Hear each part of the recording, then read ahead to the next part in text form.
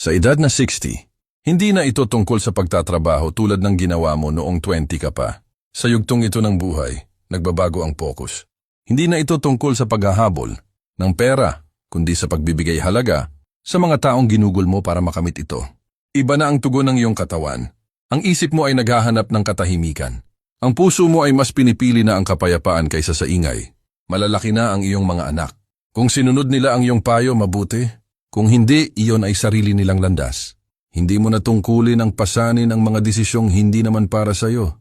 Ang paggabay ay maaaring magpatuloy, pero ang pag-ako ng lahat hindi na. Ang mga apo ay para sa pagmamahal, tawanan at alaala, hindi obligasyon. At lalong hindi responsibilidad sa pananalapi. Ang tunay na karunungan ay ang pag-alam kung kailan nagbago ang iyong papel sa buhay. Sa edad na 60, ingatan mo ang mga natitirang taon mo. Maglakbay kung kaya. Maglakad ng dahan-dahan. Umupo sa katahimikan. Magbahagi ng oras ng walang pagmamadali kasama ang iyong kapareha. Mabuhay ng walang guilt. Wala ka nang kailangang ipaliwanag kaninuman. Natupad mo na ang iyong mga responsibilidad. Ngayon, matutong magsabi ng hindi ng walang pagsisisi. Piliin ang sarili mo ng walang hiya. Magpahinga ng walang takot sa sasabihin ng iba. Dahil ang kapayapaan ay gantimpala rin. Ang katahimikan ay tagumpay din. Ito na ang pagkakaroon ng kontrol sa iyong oras. Iyan ang tunay na anyo ng kayamanan.